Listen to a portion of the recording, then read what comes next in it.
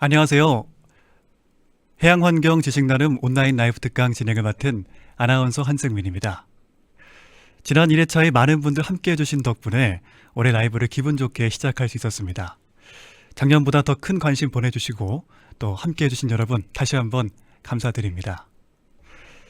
오늘 특강은 해양환경 보존과 교육의 앞장서는 국가해양환경교육센터 유튜브 채널에서 실시간으로 진행되겠고요. 해양수산부와 해양환경공단 국가해양환경교육센터에서 공동으로 준비했는데요. 국민 여러분께서 해양환경을 더욱 쉽고 편하게 그 중요성과 문제에 대해서 더욱 깊숙하게 이해할 수 있도록 다양한 주제들을 마련해 보았습니다. 올해 특강부터는 모두가 함께할 수 있도록 실시간 수어 통역도 시작했습니다.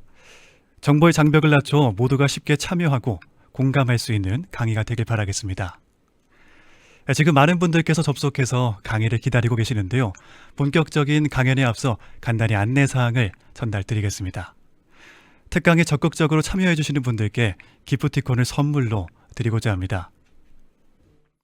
국가해양환경 온라인 교육센터 홈페이지에서 사전 신청을 하시고 라이브 중 Q&A에 댓글을 남겨주시면 추첨을 통해 5분께는 치킨과 바게트 볼 세트를 드리도록 하겠습니다. 교육사전 사후 설문조사와 해양환경보전 실천 인증샷까지 완료하시면 추첨을 통해 25분께는 스타벅스 음료 쿠폰도 함께 전달드리겠습니다. 실천 인증샷은 홈페이지 상단 탭에 있는 학습 지원센터에서 국민 참여 게시판을 찾으신 후 글쓰기를 해주시면 되겠는데요. 이벤트에 참여하시기 위해서는 강의 신청이 필수인 점 유의 부탁드리겠습니다.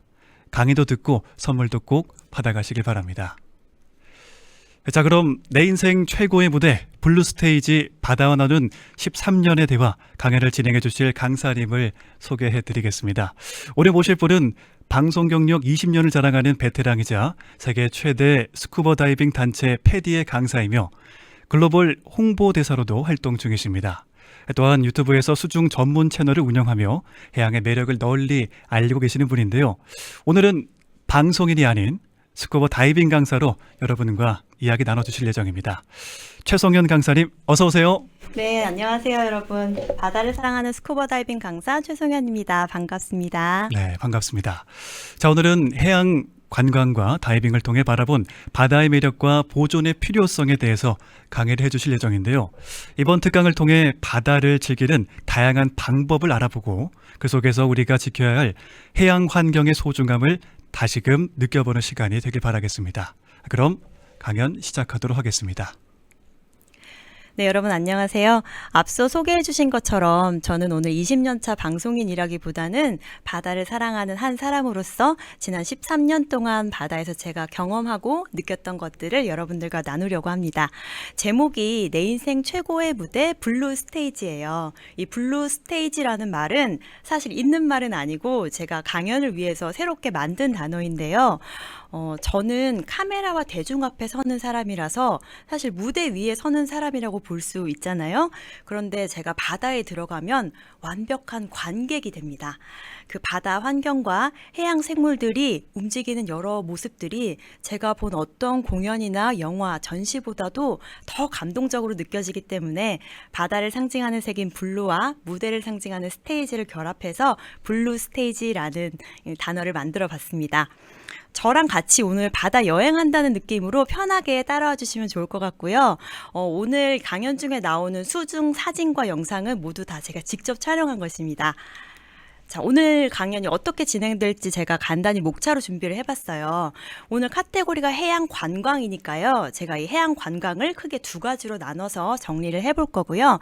그 다음에는 이제 제가 다이빙을 하면서 만났던 해양 생물들을 중심으로 바다에서 경험했던 이야기를 들려드릴 거예요. 그리고 마지막으로는 이게 단순히 익스트림 스포츠나 뭔가 이색적인 경험이 아니라 제가 바다를 만나면서 인생 가치관이 변화하고 어떻게 세상을 바라보는지 많이 달라졌거든요. 그렇게 바다가 저에게 전해준 이야기들에 대해서 여러분들과 공유해 보려고 합니다. 먼저 첫 번째 해양 관광은요. 저는 크게 2가지로 나누어 봤어요. 자연 감상형 관광이 있고요. 역동적으로 직접 내가 참여해서 체험하는 스포츠형이 있습니다.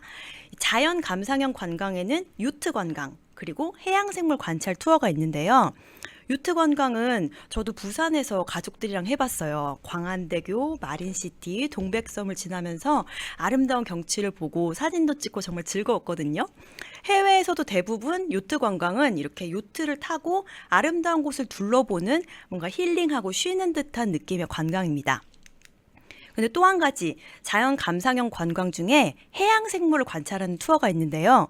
이것은 우리가 오늘 배에 승선해서 이 생물을 보겠다라고 타겟하는 생물이 있는 투어예요.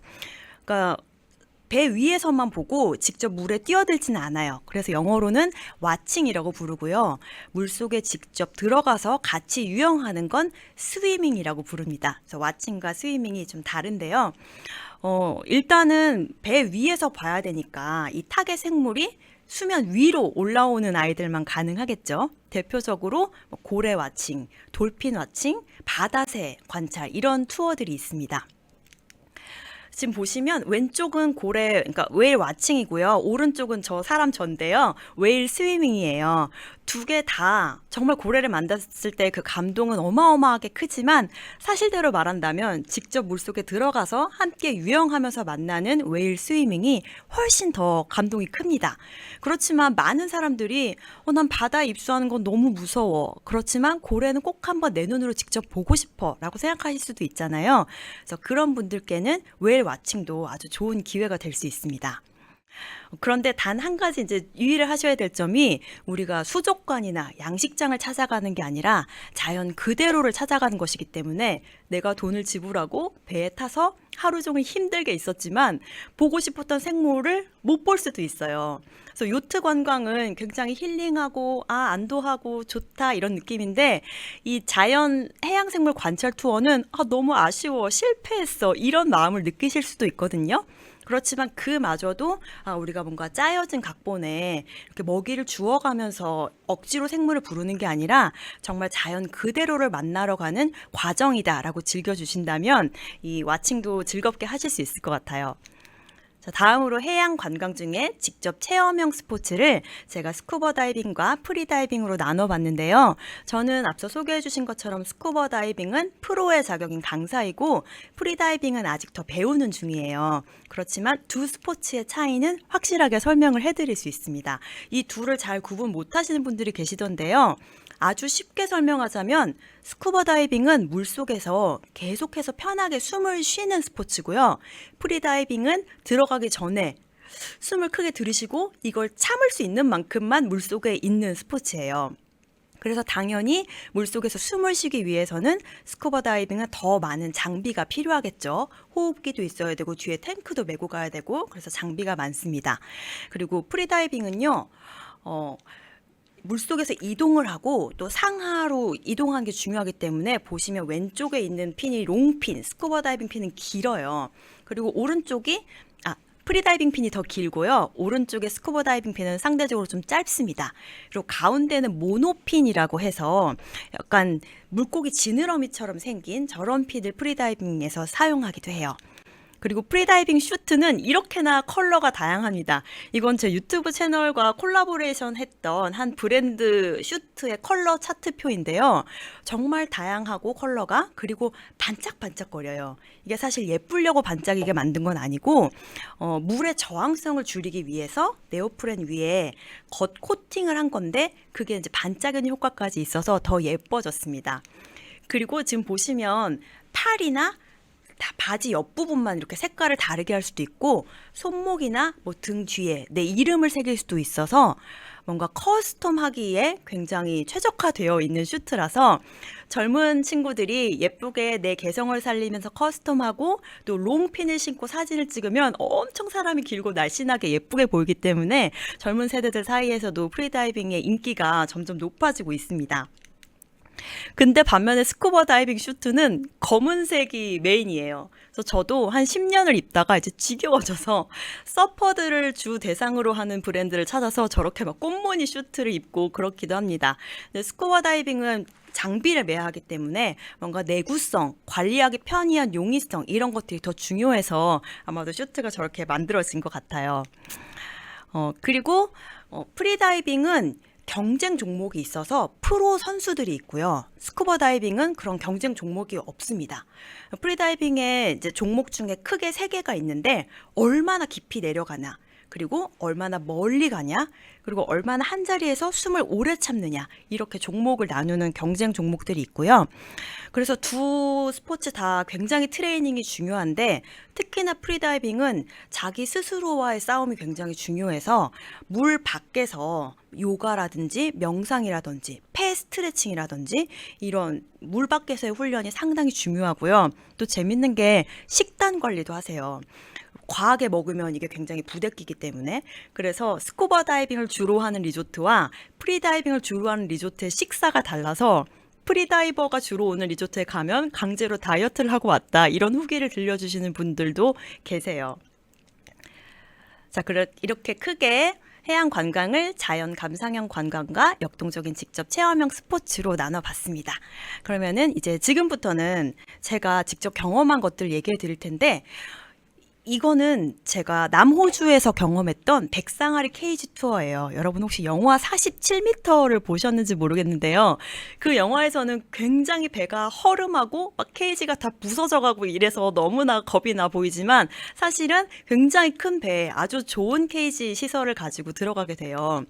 근데 수중에 직접 들어가서 호흡기를 물고 있다는 점에서는 체험형 요소가 있지만 비좁은 케이지에서 상어가 움직일 때 그냥 몸을 약간 회전하는 정도로만 움직이기 때문에 감상형 요소도 있다고 생각이 됐습니다. 이건 제가 배 위에서 있었던 모습인데요. 한 가지 이제 여러 가지 아쉬운 점이 좀 있었는데, 일단은 이게 굉장히 고가의 투어라는 점, 그리고 수온이 많이 차가워요. 사람은 공기 중에 있을 때보다 물속에 있을 때 체온을 20배 빨리 손실하거든요. 그래서 50분 동안 가만히 이렇게 보는 게 많이 힘들었고, 그리고 상어가 별로 나와 교감하는 느낌이 없어서 저는 조금 아쉬웠어요.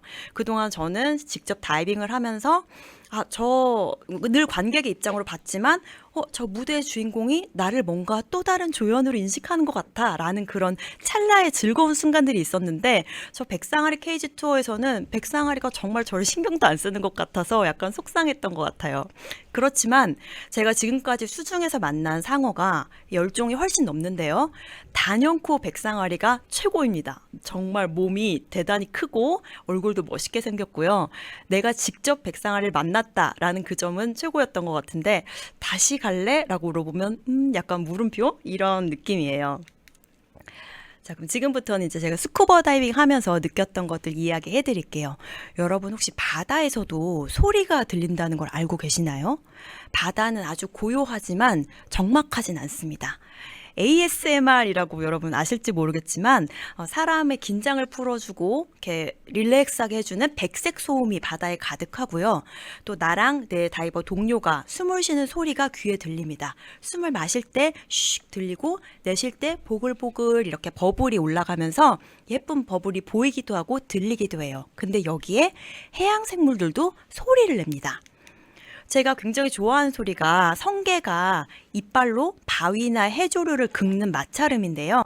이게 타닥타닥 자작나무 향초가 타는 소리인데, 혹시 자작나무 향초를 모르신다면 그냥 캠프파이어에서 모닥불을 피워놨을 때 장작이 타오르는 소리라고 생각하시면 될 것 같아요. 그래서 캠프파이어에서는 모닥불을 보고 있는 불멍의 시간이 최고라고 손꼽았잖아요. 근데 다이빙에서는 저의 최애 힐링 타임은 물멍 시간인데요. 바다에서는 수심이 깊어질수록 색깔이 사라지거든요. 그런데 수심 5m 정도에서는 태양빛이 그대로 내려와서 따로 수중 라이트를 인공적으로 쓰지 않더라도 지금 사진에 보신 것처럼 이렇게 아름다운 색깔을 직접 눈으로 보실 수가 있어요. 그런데 저 아름다운 광경에 성게의 타닥타닥 하는 이런 소리들이 더해지면 저의 물멍의 평화가 완성됩니다. 그래서 여러분들께 이 사진을 꼭 보여드리고 싶었어요. 우리가 바다에 들어가면 호흡기를 물고 있기 때문에 입으로 서로 대화할 수 없잖아요. 그래서 수신호로 아주 간단하게 얘기해요. 뭐 괜찮아, 안 괜찮아 이런 표현을 하는데요. 그래서 우리가 오히려 말을 하지 않고 있기 때문에 해양 생물들이 이야기하는 소리가 들려오는 게 아닐까, 그렇게 생각을 해봤습니다. 그리고 이번에는 제가 스쿠버 다이빙의 또 다른 매력인 나이트 다이빙에 대해서 말씀을 드릴 텐데요. 바다는요, 낮과 밤이 완전히 달라집니다. 그래서 우리가 연극 무대를 보면 같은 무대지만 막이 바뀌면 등장하는 인물이 바뀌고 막 배경이 달라지는 것처럼 그런 느낌이거든요. 우리가 다이빙을 하러 입수를 하는 지점을 다이빙 포인트라고 부르는데, 똑같은 포인트라도 낮에 들어갔을 때랑 밤에 들어갔을 때 그 자리를 채우고 있는 생물군이 완전히 달라진다는 뜻이에요. 근데 누가 생각하기에는 너무 무서워, 이 사람들 막 공포 체험이나 흉가 체험 좋아하는 사람 아니야? 라고 생각할 수 있는데 그렇지 않습니다. 이거는 막 불꽃 축제나 루미나리에 유등 축제 이런 것을 즐기는, 예쁜 것을 감상하는 걸 좋아하는 마음이라고 생각하시면 더 가까울 것 같고요. 제가 영상을 하나 보여드릴게요. 이거는 제가 지금 파란색 라이트를 쏘면서 카메라에 노란색 옐로우 렌즈 필터를 장착해서 찍은 사진인데요. 산호나 아네모네 일부 해양 생물들이 이렇게 파란 빛을 받으면 형광색으로 본인들이 갖고 있는 형광 단백 물질을 뽐내거든요. 정말 아름답죠. 그래서 밤에 바다에 가면 이런 광경들을 볼 수가 있습니다. 주로 밤에는 갑각류, 개나 새우와 같은 생물들이 활동을 하고, 우리가 흔히 물고기라고 부르는 지느러미 있는 저 어류들은 눈을 뜬 채로 자요. 이 친구들 눈꺼풀이 없기 때문에 눈을 동그랗게 뜨고 귀엽게 자는데, 다만 내가 잘 때 포식자가 나를 공격할 수도 있잖아요. 그래서 물고기들은 어딘가에 숨어서 잡니다. 바위 틈에 숨어 자거나, 아니면 커다란 항아리 모양의 해면 속에 들어가서 자거나 동굴 안에 들어가서 자요. 그래서 움직이는 개와 새우, 갑각류를 찾아보는 재미도 있고, 어디에 숨어있나 물고기를 숨은 그림처럼 찾는 재미도 있습니다. 이제부터 제가 나이트 다이빙에서 만난 너무나 기뻤던 생물 두 종류를 보여드릴 텐데요. 첫 번째는 데코레이터 크랩이에요. 저 친구는 다른 해양 생물들을 자기 몸에 부착해서 위장을 하거나 보호하는 친구의 종류를 다 통틀어서 데코레이터가 뭔가 장식하다라는 뜻이잖아요. 그래서 저렇게 부르는데요. 지금 보시면 뭔가 뾰족뾰족 가지처럼 보이는 게 히드로이드라고, 사실은 이제 식물이 아니고 독성을 가진 동물이에요. 그래서 이 친구는 저 히드로이드를 꺾어서 자기 몸에 붙여서 이 독을 무서워해서 이제 다른 포식자가 다가오지 못하게 만드는 아이거든요. 그런데 어느 날 제가 이 친구가 이렇게 이미 장식이 끝난 상태가 아니라 히드로이드를 본인이 잘라서 입에서 침을 묻혀서 등에 딱 꼽는 장면을 발견한 거예요. 보세요. 집게벌 지금 잘랐죠? 입으로 막 돌려가면서 뭔가 묻힙니다. 등에 탁 꼽아요. 슬로우로 다시 한번 보여드리겠습니다. 자, 집게발로 자릅니다. 그리고 입에서 접착성 분비물을 이렇게 부착을 해서 등에다가 이제 꼽을 거예요. 네, 여러분 생각해 보시면 여러분이 좋아하는 이제 배우나 가수라고 생각을 해볼게요. 우리는 늘 완성된 작품 속에서 그 사람들을 만나잖아요. 그런데 어느 날 내가 대기실에 들어갈 수 있게 된 거야. 그래서 이 배우가 아직 분장도 안 한 상태고 옷도 갈아입기 전인데 이제부터 막 분장 시작하는 모습을 본다면 엄청 설레지 않을까요? 근데 저한테는 이 해양 생물들이 블루 스테이지 무대 위에 배우들이기 때문에 제가 이 광경을 직접 목격했을 때 저는 너무나 행복하고 막 심장이 뛰었습니다. 자, 그래서 다음은 이제 할리퀸 새우라는 친구인데요. 이 친구는 보시면 더듬이가 꽃잎처럼 예쁘고 이렇게 암수가 같이 쌍으로 다녀요. 그리고 굉장히 화려한 무늬가 있죠. 수중에서 쉽게 볼 수 있지가 않고 사실 크기가 5cm 정도밖에 안 돼서 다이버들에게 아주 인기가 많은 생물인데요. 지금 보시면 뭔가 막 뾰족뾰족한 걸 이렇게 움직이잖아요. 저게 가시왕관 불가사리 라는 불가사리 종류인데 산호를 망치는 아주 나쁜 녀석입니다. 근데 저 할리퀸 새우가 자기 몸에 막 몇 배는 되는 저 큰 가시왕관 불가사리를 먹어 치우는 아이예요. 그래서 할리퀸 새우가 많이 있는 해역은 산호가 상대적으로 잘 지켜집니다. 그래서 제가 이 가시왕관 불가사리를 사냥하는 모습을 직접 봤을 때 마치 작은 히어로가 지구를 구하는 장면을 직접 본 것 같은 엄청난 감동에 휩싸여서 이때도 잊을 수 없는 순간이에요. 그래서 이렇게 나이트 다이빙이 정말 매력적인데 사실 해외 리조트를 가시면 대부분 낮에 3번 다이빙을 하는 패키지 상품을 많이 판매를 하거든요.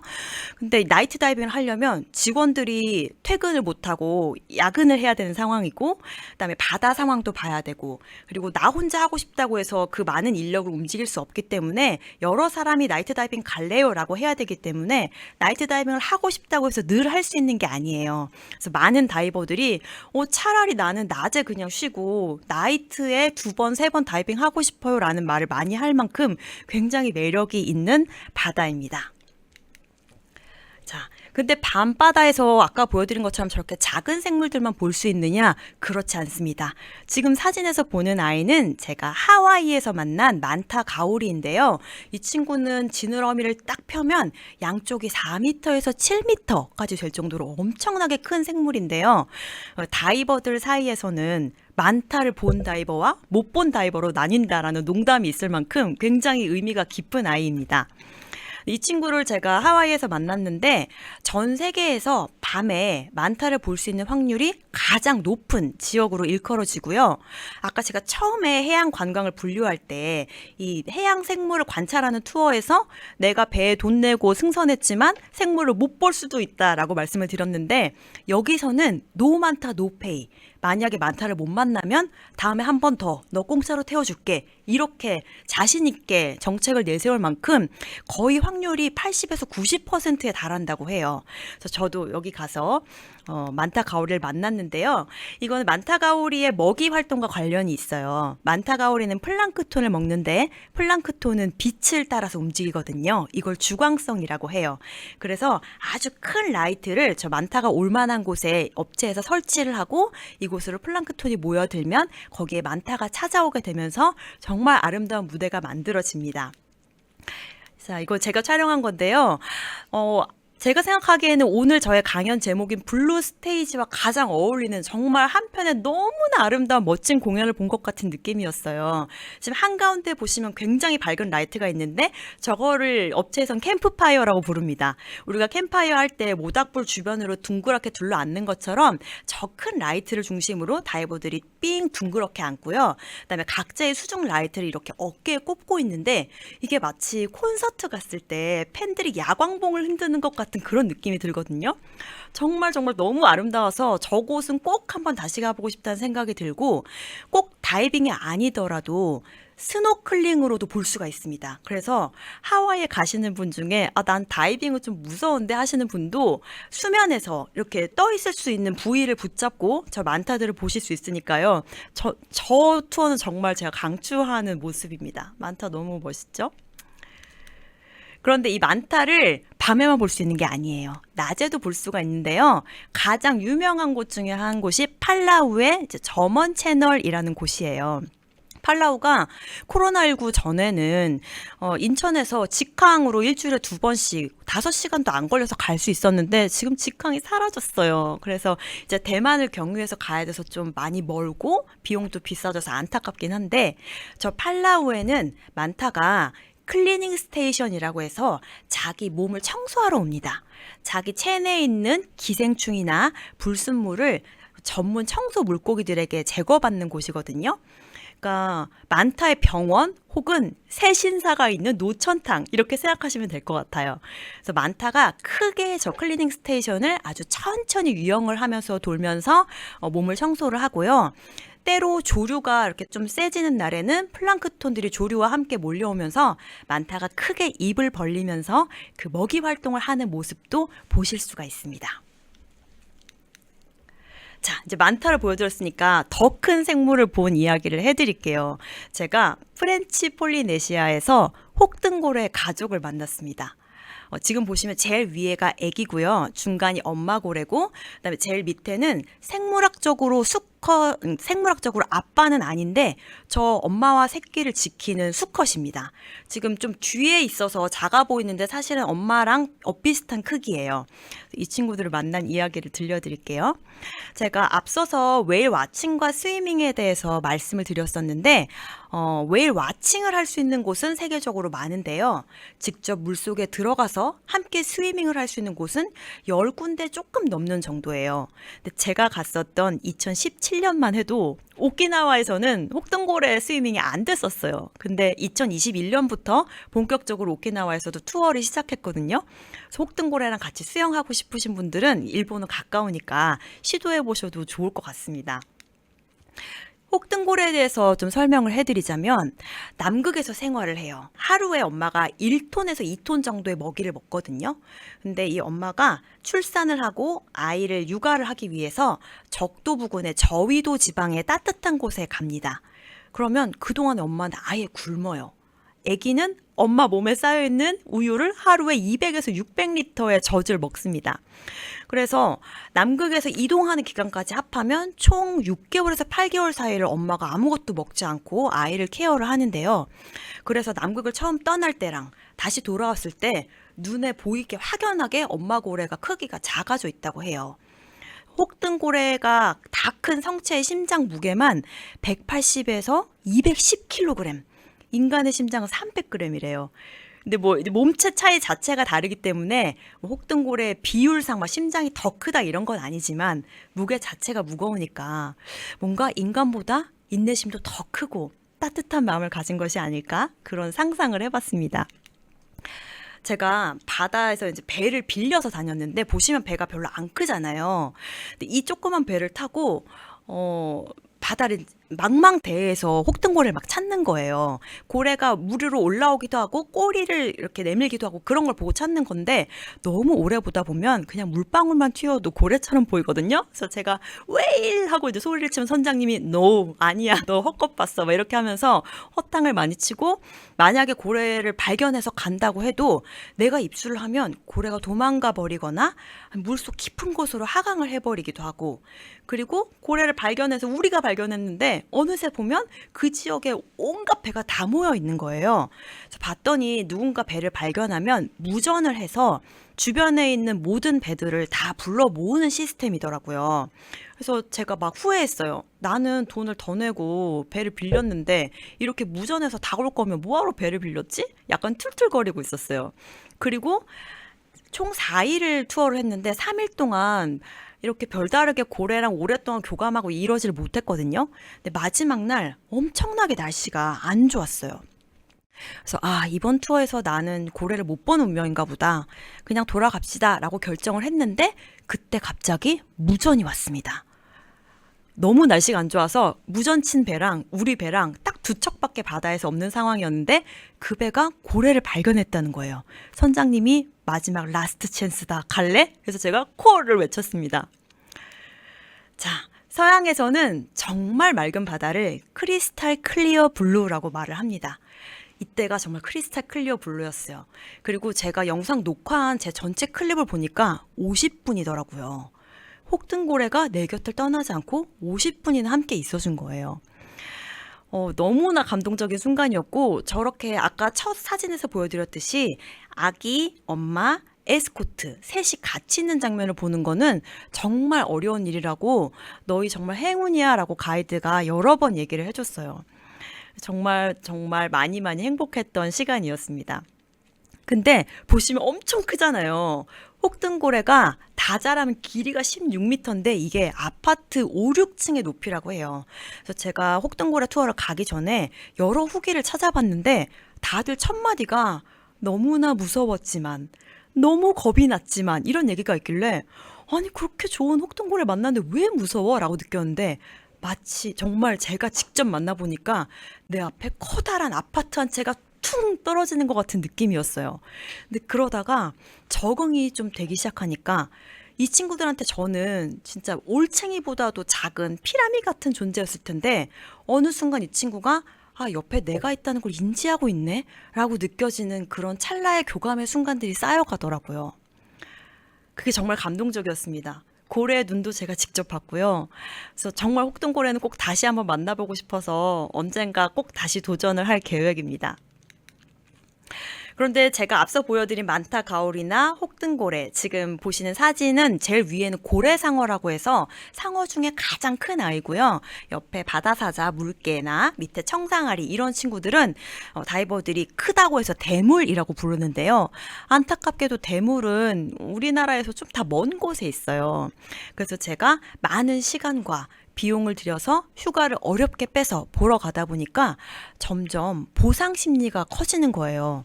가서 반드시 이 생물을 만나야 되는데 못 만나면 어떡하지? 그러니까 무언가를 비워내고 새로 채워야 하는데 아무것도 비워내지 않고 채우려고만 하는 저를 발견하게 됐습니다. 언젠가부터 바다를 만나러 가는 것이 100% 순수한 즐거움이 아니라 부담감이 커지기 시작했어요. 그런데 그러다가 제가 남편을 만나면서 다이빙을 바라보는 관점이 완전히 달라졌습니다.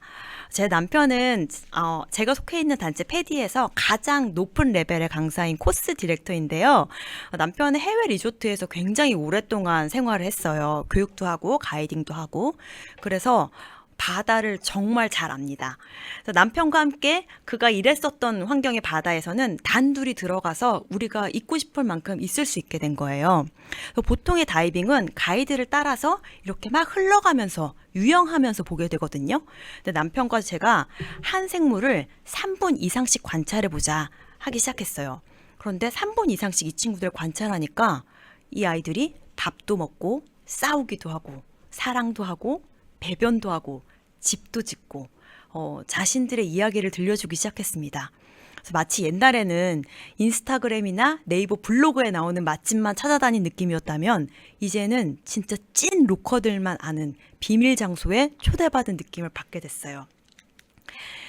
그래서 생물을 실배율 렌즈로 촬영을 해서 영상이나 사진에서 크게 볼 수 있는 걸 마크로 촬영이라고 하는데요. 지금 보시면 이건 저희 남편이 찍은 사진인데 왼쪽이 부채산호예요. 그리고 오른쪽은 피그미 해마인데 제 새끼 손톱에 반의 반도 안 되는 정말 작은 생물입니다. 근데 그 친구를 저렇게 찾아내서 크게 담을 수가 있는 거예요. 근데 작은 생물만 크게 보는 게 아니라 밑에는 쥐치라는 생물인데요. 저 친구는 한 손바닥만 하거든요. 열대바다에서 굉장히 흔히 볼 수 있는 친구예요. 쥐치구나 했었는데 이 친구를 마크로 렌즈로 촬영해 보니까 눈이 저렇게 아름답다는 걸 알게 됐습니다. 눈이 막 보석 같기도 하고 바다 수중세계 같기도 하지 않나요? 그래서 이렇게 생각했죠. 아, 쥐치가 하찮은 게 아니었어. 쥐치의 아름다움을 알아보지 못한 나의 안목이 하찮은 것이었어. 그런 생각을 하게 됐습니다. 그래서 마크로 촬영을 하면서 만났던 제가 예뻐하는 생물들도 두 아이 보여드릴게요. 이 친구는 이제 멘티스 새우라는 아이인데요. 저 뒤에 뭔가 반짝반짝거리는 동그란 물체 있죠? 그게 제 약지 손가락에 맞는 반지예요. 그러니까 저 친구가 제 약지보다 조그맣다는 뜻입니다. 저렇게 작지만 이 아이가 굉장한 파워를 갖고 있어요. 총알 속도와 같은 스피드로 집게발로 상대를 때리거나 찔러서 사냥을 하는 아이고요. 보시면 눈이 굉장히 복잡하게 생겼거든요. 지금 현존하는 생물체 중에 눈이 가장 복잡한 구조를 갖고 있는 아이입니다. 그래서 저런 친구들을 직접 만나고 막 뭐 지휘하는 것처럼 이렇게 움직이는 게 엄청 귀엽잖아요. 이런 것들을 발견하면서 그동안은 내가 큰 것들만 쫓아다니다가 놓쳤던 이런 작은 생물들에게 귀 기울이게 됐습니다. 자, 다음은 이 친구는 포슬린 크랩인데 도자기 개예요. 포슬린이 도자기라는 뜻이거든요. 그래서 저는 처음에 이 친구가 반질반질 너무 도자기처럼 빛나고 예뻐서 도자기 개인 줄 알았는데 그게 아니라 도자기처럼 깨지기 쉬울 만큼 껍질이 약해서 붙여진 이름이라고 해요.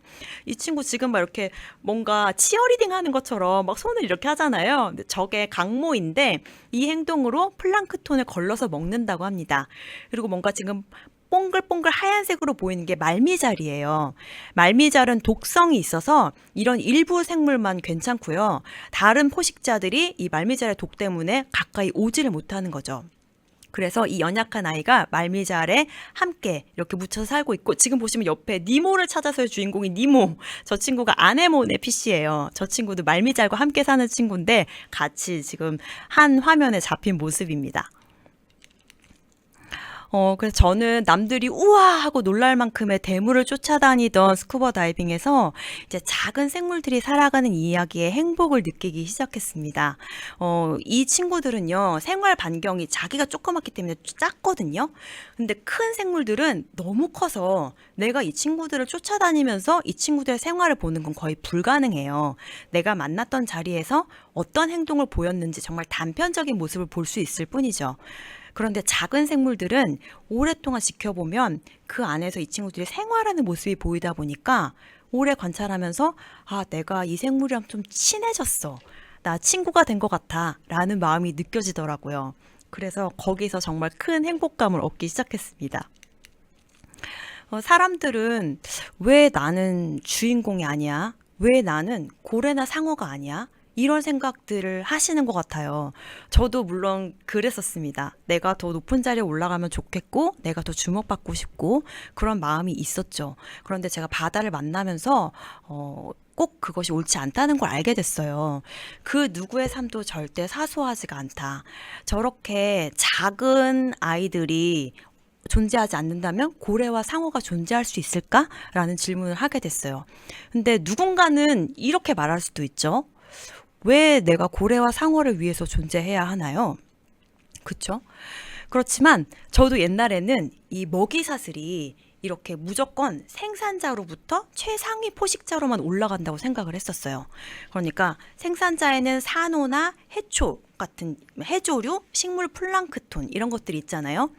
근데 요새 뭐 기후변화 이야기가 많고 그것 때문에 산호나 막 해초류들이 죽으면서 점점 1차 소비자, 2차 소비자, 3차 소비자, 최상위 포식자들이 망가져간다라고 생각을 했는데 오히려 최상위 포식자들이 사라지면서 역방향으로 먹이사슬이 망가질 수 있다는 걸 알게 됐습니다.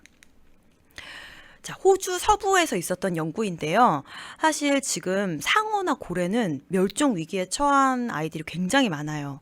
그런데 우리말로는 뱀상어이고 영어로는 타이거 샤크인데 이 타이거 샤크는 멸종 위기종이 아닌데도 불구하고 지금 인간이 너무 많이 잡아들여서 굉장히 개체수가 많이 줄었거든요. 근데 이 뱀상어가 줄어들다 보니까 이 친구들의 먹이가 바다 거북이나 듀공이라는 생물인데 이 아이들이 상어가 별로 없으니까 엄청나게 늘어난 거예요. 근데 이 친구들은 풀을 먹어요. 많아진 만큼 풀을 많이 먹겠죠? 근데 원래 해조류들은 탄소를 저장하고 이제 깨끗한 산소를 내뿜는 이런 기능을 하는데 그런 기능을 하는 해조류가 엄청나게 줄어들다 보니까 오히려 상어가 줄어드니까 중간 개체가 막 늘어나고 해조류와 같은 생산자가 엄청나게 줄게 되면서 이것이 수온을 높이는 결과로 이어지게 됐다는 거죠. 그러니까 생태계는 반드시 한 방향으로만 흐르는 게 아니라 역방향으로도 서로 영향을 줄 수 있고 엄청나게 서로 유기적으로 돌아가고 있다. 단순하게 그냥 이게 이거야 라고 고정적으로 생각하던 나의 관념이 잘못됐구나라는 걸 또 공부를 하면서 알게 됐습니다. 그래서 사람들은 사회적 지위가 높고 또 사람들의 많은 관심을 받아야만 행복한 삶이다 라고 착각하는 경우가 있는데요. 여러분 생각해 볼까요? 상어나 고래가 왜 이렇게 많이 죽게 됐을까요? 사람들이 상어를 생각하면 이게 뭔가 굉장히 멋있기 때문에 사실은 뭐 상어 지느러미 때문에도 많이 죽었지만 상어를 낚는 스포츠 낚시 대회에서도 굉장히 많이 죽는 거 여러분 알고 계신가요? 그러니까 그런 스포츠 낚시 대회에서는 상어를 낚았다가 우리는 잘 풀어준다라고 말을 하지만 한번 끌려서 올라오는 동안 상어가 겪는 스트레스가 또 엄청나고 어딘가가 찔렸다가 다시 풀어졌을 때 이 친구들이 살 수 있는 확률이 높은지도 알 수가 없어요. 근데 이 사람들은 내가 이렇게나 강하다라는 것을 이제 보여주기 위해서 그런 행동들을 하는 거잖아요. 그리고 고래도 마찬가지로 초창기에 너무나 많은 사람들이 고래를 이렇게 죽였기 때문에 지금 굉장히 많은 종들이 멸종 위기에 처해져 있어요. 사람도 마찬가지이지 않을까요?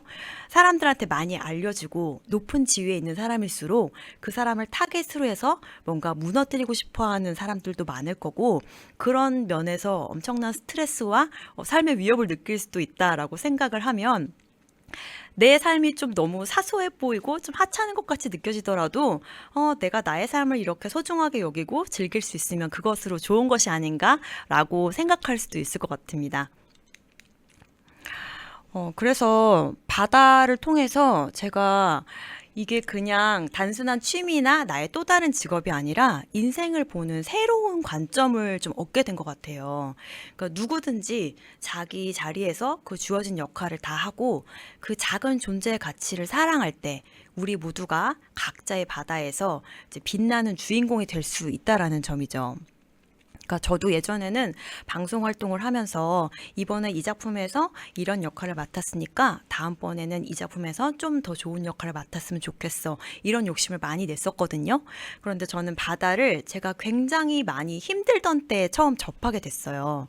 그러면서 내가 좀 칭찬이 고팠던 아이구나라는 생각을 하게 됐어요. 30이 넘어서 시작을 했지만 늘 언제나 수많은 스태프들 앞에서 무대 위에 서서 무언가를 해내야 했었고, 잘해내는 건 기본이고, 잘못했을 때 주어지는 그 엄청난 압박 때문에 굉장히 많이 힘들어 했었던 것 같아요. 근데 그렇게 많이 지쳐있을 때 제가 스쿠버 다이빙을 우연히 시작했는데, 이제 제가 강사가 되어서 많이 알게 된 점이지만, 저희 단체에서는 칭찬을 많이 해주고, 학생에게 용기를 북돋아주고, 이 스포츠를 재밌게 느낄 수 있게끔 해주는 게 제 일이거든요.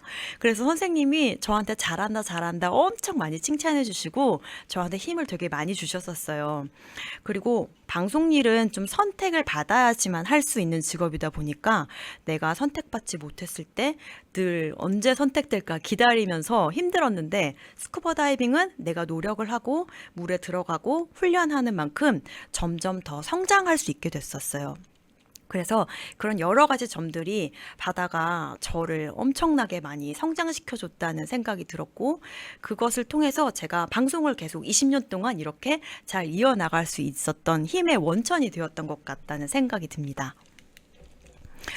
어떻게 보면 스쿠버 다이빙은 익스트림 스포츠잖아요. 우리가 숨 쉴 수 없는 물속이라는 공간에 들어가는 거고, 그래서 이게 좀 위험해 보이기도 하고, 저렇게 무거운 장비를 메고 저렇게까지 왜 그렇게 어둡고 깊은 곳에 내려가 이해를 잘 못하실 수도 있는데, 이게 단순한 그런 이색 체험이나 익스트림 스포츠의 개념이라기보다는 저는 그냥 인생을 보는 새로운 가치관과 교훈을 많이 얻은 것 같아요. 그러니까 바다가 우리와는 완전히 다른 리듬과 질서, 그리고 각자의 방식으로 살아가는 생물들로 가득한 또 다른 세계이지만, 그곳에서 제가 느끼는 감동이나 경이로움, 깨달음은 이게 결코 낯설고 육지의 세상과는 완전 다른 것이다, 이런 게 아니라 제 삶을 더 넓고 깊이 이해하게 하는 큰 선물이 된 것 같습니다. 그래서 단순히 이게 해양 관광이 아니라 관광을 통해서 나의 삶을 되돌아볼 수 있게 되어서 내가 스쿠버 다이빙을 만난 것이 얼마나 다행인가. 그래서 저는 정말 자신 있게 나의 인생은 스쿠버 다이빙을 만나기 전과 후로 나뉜다라고 말을 할 정도로 저에게 정말 많은 가르침을 주었습니다. 그래서 제가 이제 강사로서 같이 학생들을 데리고 이제 해양 관광을 다니면서 느끼는 점은요. 처음에는 제가 그냥 강사 타이틀이 갖고 싶어서 열심히 훈련하고 공부했어요. 근데 이제 강사 과정에서 여러 가지를 배우게 되는데, 그걸 배우다 보니까 이걸 가지고 정말 학생들을 좋은 바다로 이끌고 싶다, 가르치고 싶다라는 그런 욕심이 들더라고요. 저는 강사를 바다에 빠진 신생아들의 엄마라고 표현을 하는데요. 얼마나 재밌냐면요. 정말 저보다 몸체 훨씬 큰 남자 교육생들이 들어오면 정말 놀라운 경험을 하게 돼요. 우리가 보통 기억하는 최초의 기억이 언제세요? 한 3살, 4살 아무리 빨라봤자 저는 사실 6살 저는 잘 기억이 안 나거든요. 그렇기 때문에 누구나 내가 내 몸도 못 가누고 말도 못하고 이러던 시절의 기억은 없으실 거예요. 근데 물에 처음 들어오면 모두가 이제 육지와는 완전 다르기 때문에 걷지도 못하죠. 제대로 뭐 발차기도 못하죠. 그래서 정말 애절한 눈빛으로 저를 바라봅니다. 그리고 물속에서는 약간 물체가 더 커 보이거든요. 그래서 교육생들의 눈이 막 더 커져가지고 정말 귀엽게 저를 보는데, 마스크 속에 눈만 봐도 알 수 있어요. 이 친구가 긴장하고 있는지 아니면 편안한지 이런 걸 읽어낼 수 있는데, 그렇게 저를 쫓아다니면서 저한테 막 매달리곤 해요. 그래서 저는 이제 신생아를 케어하는 엄마다라고 생각을 하고 있고, 그런데 여러분, 좋은 엄마가 어떤 엄마냐 생각을 해보면, 밥 잘 제때 주고 춥고 덥지 않은 집에서만 재우면 그게 좋은 엄마일까요? 사실 좋은 엄마는 좋은 가치관을 가르치고 뭐가 잘못됐고 뭐가 좋은 것인지를 계속해서 따뜻하게 알려줄 수 있어야 된다고 생각하거든요. 그래서 바다에 처음 들어오시는 분들은 이것이 단순한 스포츠가 아니라 바다는 내가 아닌 다른 살아있는 생명체들이 살아 숨쉬는 공간이기 때문에 거기서 우리가 하면 안 될 것, 해도 되는 것 이런 것들을 잘 봐야 해요. 사실은 제가 아까 무대라고 표현한 게 우리가 어디 공연장에 가서 무대에 난입하거나 무대를 훼손하거나 막 뭘 던지거나 버리고 오면 안 되잖아요. 특히나 팬들 같은 경우는 우리는 굉장히 개념 있는 팬이야 하면서 오히려 쓰레기를 다 수거해서 나오실 거예요. 그런 것처럼 바다도 이 해양 생물들이 펼치는 멋진 공연 무대라고 생각하면 우리가 남기고 돌아올 수 있는 건 내가 내뿜은 공기방울 뿐이다. 저는 그렇게 늘 가르치고 있고 많은 분들이 그 이야기에 동참을 해주고 계셔서 너무 좋습니다. 그러니까 사실 해양 환경에 대해서 이야기를 하는 것이 좀 어려운 문제일 수 있어요. 왜냐하면 바다에 한 번도 들어가 보지 않은 분들은 나 지금 먹고 살기도 바쁜데 내가 어떻게 해양 환경까지 신경 써야 돼? 너무 피부에 와닿지가 않거든요. 그래서 근데 사실 다이빙을 해보신 분들은 내가 직접 봤고 바다를 경험했기 때문에 이 아름다운 생물들이 계속 건강하고 아름다웠으면 좋겠고 다음에 왔을 때도 이렇게 예뻤으면 좋겠는 마음이 있어요. 그래서 그분들께는 제가 해양 환경 보호에 대해서 말하는 게 그렇게 부담스럽지가 않아요. 그래서 오늘 저와 함께 이렇게 강연에 참여해주신 여러분들께서도 좀 더 따뜻한 시선으로 해양 생물들에 관심을 가져주시면 너무 좋을 것 같고 사실 한 10년 전만 생각해 보더라도 우리나라에서 반려견이나 반려묘에 대해서 생각하는 개념이 지금만큼 따뜻하고 이렇게 넓은 시야가 아니었어요. 근데 정말 많은 분들이 아이들과 함께 생활을 하시고 사랑하게 되고 반려견과 반려묘를 키우지 않는 분들도 너무나 쉽게 영상에서나 아니면 길 가다가 접하다 보니까 이 친구들을 아끼는 마음이 생기신 거거든요. 그래서 저도 해양생물은 솔직히 말해서 안타까운 게 물속에 살기 때문에 반려견이나 반려묘처럼 내가 품 안에 안고 이렇게 쓰다듬으면서 키울 수가 없어서 애정도를 막 높이기가 어려운 면은 있습니다. 그렇지만 또 하나 안타까운 게 이제 현재 나와 있는 해양 다큐멘터리는 너무 장엄해요. 그러니까 나랑 너무 먼 곳 같은 거죠. 멋있고 아름다워 보이지만 이게 너무 장엄하고 나랑은 좀 다른 세계처럼 느껴지는 부분이 있어서 오늘 제가 들려드린 이야기를 통해서 저렇게 내가 직접 만날 수도 있네. 저 사람은 저렇게 즐겁게 체험을 했네. 이런 느낌을 받으시면 좋을 것 같고 그리고 이제 해양 환경 보호를 얘기하시는 분들 중에 뭔가 그러니까 막 거북이가 비닐봉지 먹고 죽은 모습, 막 고래가 죽어 있는 모습 이렇게 굉장히 슬프고 더러운 바다 이거를 막 보여주는 경우가 너무 많아서 저는 그게 되게 안타까운 게 바다를 잘 모르는 분들이 보시기에는 바다는 저렇게 오염됐나 봐, 더러운가 봐, 아픈가 봐. 보고 싶지 않아. 이렇게 생각하실까봐. 그래서 저는 먼저 이렇게 아름답고 재미있는 모습들을 보여드리면서 여러분한테 바다에 대해서 좀 더 친근함을 높이고 그래서 관심을 갖다 보면 잘해주고 싶고 저 친구가 안 아팠으면 좋겠고 그런 마음이 생기는 거거든요. 그래서 오늘 제가 준비한 이 블루스테이지 해양 관광에 대한 강연이 여러분께 정말 1g이라도 해양 생물을 좀 더 친숙하게 느끼는 계기가 됐기를 정말 바랍니다.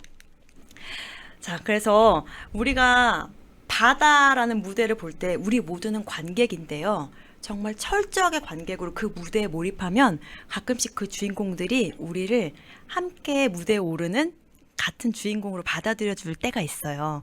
그래서 그 안에 진정으로 어우러질 때 우리가 또 배우가 될 수 있거든요. 그래서 여러분들께 오늘 제가 소개해드린 이 블루스테이지에 한번 꼭 초대하고 싶습니다. 기회가 되면 해양 관광을 꼭 경험해 주시길 바라겠고요. 오늘 긴 시간 함께 해주셔서 정말 감사드립니다. 지금부터는 제 이야기 들으면서 궁금하셨던 점 편하게 질문해 주시면 한승민 아나운서께서 저한테 질문 전해 주실 거예요. 네, 감사드립니다. 자, 오늘 강연을 들으면서 바다가 삶을 돌아보게 하는 거울이 될 수 있다는 걸 느낄 수 있었습니다. 우리도 각자가 자신의 자리에서 빛날 때 바다처럼 넓고 깊은 삶을 살 수 있겠다는 생각이 들었는데요. 네. 오늘 강연이 여러분께 자신만의 무대에서 주인공으로 설 수 있는 그리고 용기를 낼 수 있는 그런 귀중한 시간이 되었길 바라보겠습니다.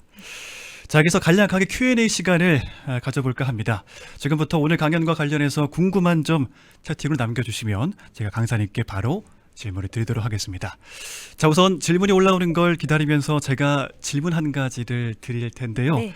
강사님 방송도 바쁘시고 네. 참 바쁘실 텐데요. 직접 방송 이 촬영과 편집까지 네. 하시는 줄 알고 있어요.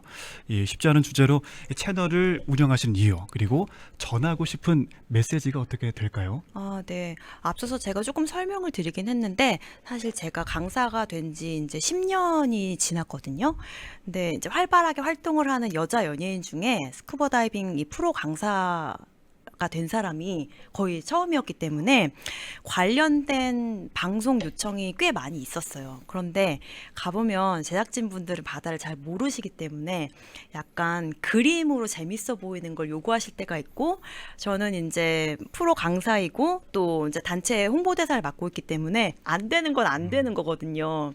그래서 이제 그렇게는 할 수 없어요. 하다 보면 약간 마찰이 있을 수도 있고, 그리고 저는 이제 해양 환경 같은 것에 대해서 이야기를 하고 싶은데 정작 방송에 나오면 통편집이 되어 있고, 그래서 언제부턴가 그래 내가 하고 싶은 얘기 내가 해서 내 영상으로 보여드리자라는 생각을 하게 된 것 같아요. 그래서 아까도 말씀드렸듯이 너무 바다가 장엄하고 먼 것이 아니라 제가 즐겁게 즐기는 모습을 보면서 먼저 바다랑 먼저 친해져야겠다. 그래서 그 다음에 그럼 나도 좀 관심을 가져볼까? 이렇게 하면서 궁극적으로는 해양 환경 보호에 대해서 이야기하고 싶은 꿈이 있습니다. 그런데 수중 촬영을 하고 혼자 편집하고 어딘가 투어를 떠나는 게 쉽지는 않은 일이라서 제 철저히 완전 1인 미디어거든요. 촬영만 남편이 도와주고 편집이나 기획은 다 제가 하는 거라서 약간 어려움이 있지만 여러분들께서 많이 더 찾아와 주시면 제가 힘을 내서 더 열심히 만들어 보겠습니다. 대단하십니다. 네. 답변 감사드리겠고요. 자, 지금부터는 시청자 여러분이 보내주신 실시간 질문을 받아보도록 하겠습니다. 자, 먼저 JS님께서 보내주셨고요. 기후위기로 산호초가 요즘 많이 파괴되고 있다고 하는데요. 이를 직접 실감하신 적이 있으실까요? 라고. 네. 사실 산호가 이제 온도가 높아지면요. 자기 몸 안에 있던 그런 식물성 조류들이 빠져나가게 되면서 자기 색깔을 잃으면서 하얗게 변하는데 그걸 백화 현상이라고 해요. 근데 이제 하얗게 변한 산호를 본 적은 많이 있습니다. 그리고 제가 처음 시작했던 2012년에 저보다 훨씬 10년 전에 시작하셨던 분들은 바다가 많이 망가졌어 이런 말씀을 하셔서 저는 농담이라고 생각했어요. 왜냐하면 제가 보기엔 너무 예쁘니까. 그런데 저도 이제 10년 차가 되다 보니 여기는 좀 산호가 망가졌네 이런 것들을 조금씩 좀 보고 있는 중이에요. 네. 답변 감사드립니다. 자, 이어서 읽어보도록 할게요. 네. 얼굴이 그랬구나 님께서 보내주셨습니다. 네. 스쿠버는 비용이 얼마나 많이 드나요? 라고 네. 물어보시네요. 저 많이라는 개념이 이제 각자에 따라서 좀 다를 것 같긴 한데 모든 스포츠와 모든 취미가 그렇듯이 간소하게 하면 아껴서 할 수 있고 장비에 욕심을 부리기 시작하면 끝도 없습니다. 그럼요. 네네. 그래서 보통 이제 필리핀 세부에서 하루에 3번 다이빙을 하고 아침, 점심, 저녁을 다 주시고 숙박까지 할 수 있으면 하루에 130불에서 150불 정도 사이입니다. 네. 그래서 그거를 비싸다고 생각하시면 할 수도 있지만 저는 우리가 이용한 여러 서비스에 비해서는 그렇게 많이 비싸다고 생각하진 않는데 여기서 자기가 장비를 막 이것저것 사기 시작하면 엄청나서 저도 뭐 차를 몇 대를 샀을 것 같아서 제가 스쿠버 장비에 많이 투자를 안 했으면 지금 굉장히 부자일 텐데 하지만 저는 이렇게 훌륭한 교훈을 바다로부터 얻었기 때문에 후회는 없습니다. 그렇군요. 130에서 150불이라는 답변을 네네네. 하루 해주셨습니다. 하시는데. 하루 네. 이용권이라고 합니다. 네. 자, 이어서 읽어보도록 할게요. 안혜경님께서 보내주셨습니다. 말씀 듣다 보니 스쿠버 다이빙을 배우고 싶네요 라고 보내주셨고요. 오래 활동하셨는데 바닷속에서 실감하신 것은 무엇일까요? 또 비행기를 타고 나가야 하는 해외가 아닌 우리나라에서 바닷속 해양 생물을 만날 수 있는 방법은 무엇이 있을까요? 너무 더워서인지 저 아직은 깨끗하고 아름다운 바닷속으로 지금 당장 떠나고 싶은 마음이라고 네. 전해주셨습니다. 그 바다에도 여러분 스키장 슬로프처럼 단계가 있어요. 근데 우리나라 국내 바다는 굉장히 최상급 레벨입니다. 왜냐하면 굉장히 수온이 낮고요.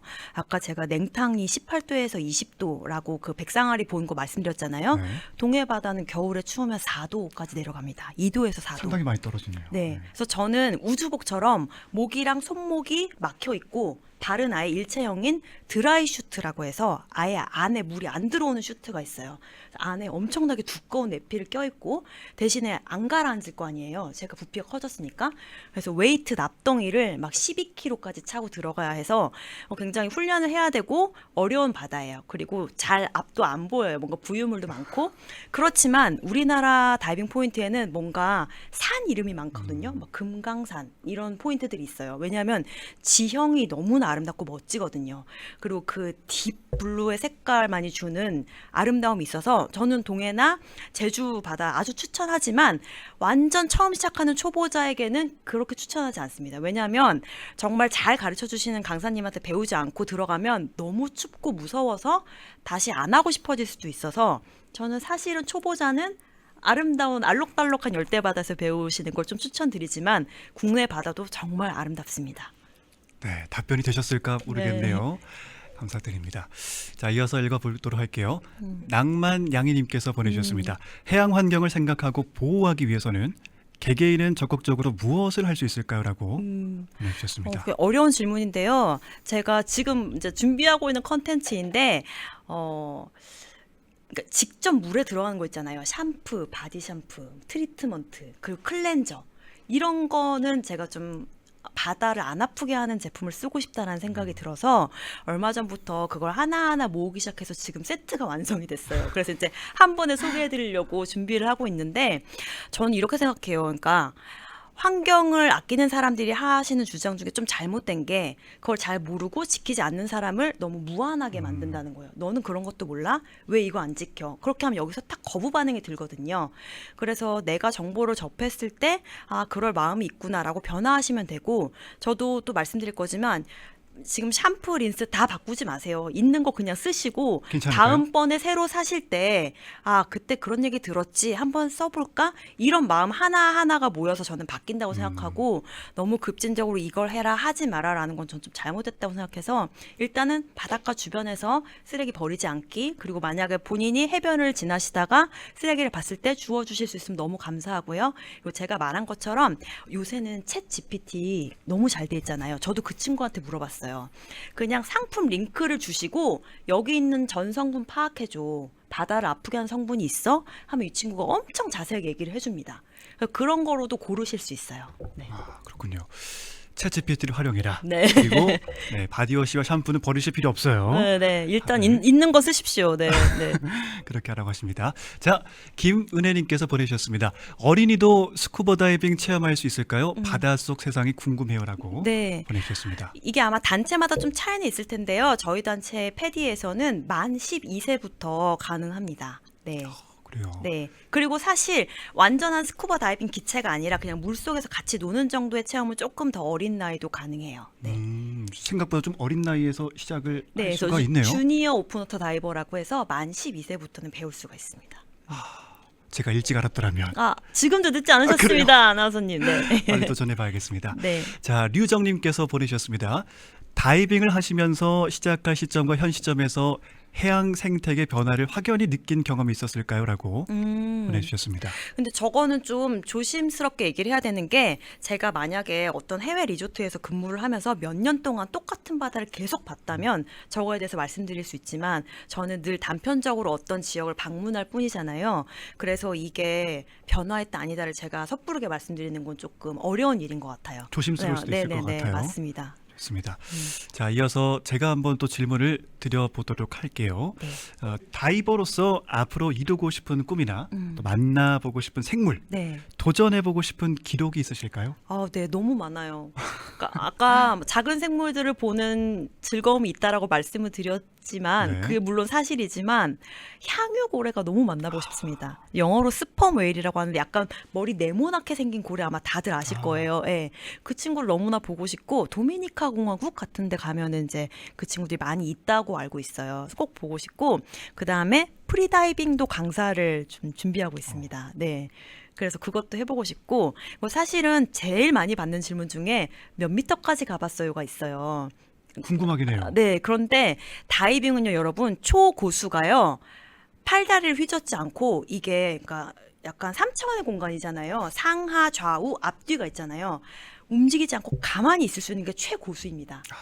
누가 더 깊이 찍고 왔냐 이런 게 고수는 아닌데 사실 깊이 가려면 공부를 많이 해야 되고 훈련을 많이 해야 돼서 더 실력이 있을 수 있는 가능성은 있지만 단순히 누가 나 몇 미터 갔다 왔어 내가 더 깊이 갔다 왔기 때문에 내가 더 실력이 좋아라고는 절대 말할 수 없어요. 완전 잘못된 정보를 갖고 있었던 것 같아요. 네. 근데 보통 이제 레크레이션에서는 40m까지가 허용되고 그보다 더 깊이 가려면 따로 공부를 해야 돼서 제가 더 공부를 하긴 했는데 사실은 100m가 약간 네. 지금 좀 탐이 나긴 합니다. 감사합니다. 네. 시간 관계상 여기까지 진행하도록 하겠고요. 네. 자, 지금부터 화면에 보이는 내용은 지난 1회차 이벤트 당첨자 분들이십니다. 우와, 축하드립니다. 화면을 띄워드릴 텐데요.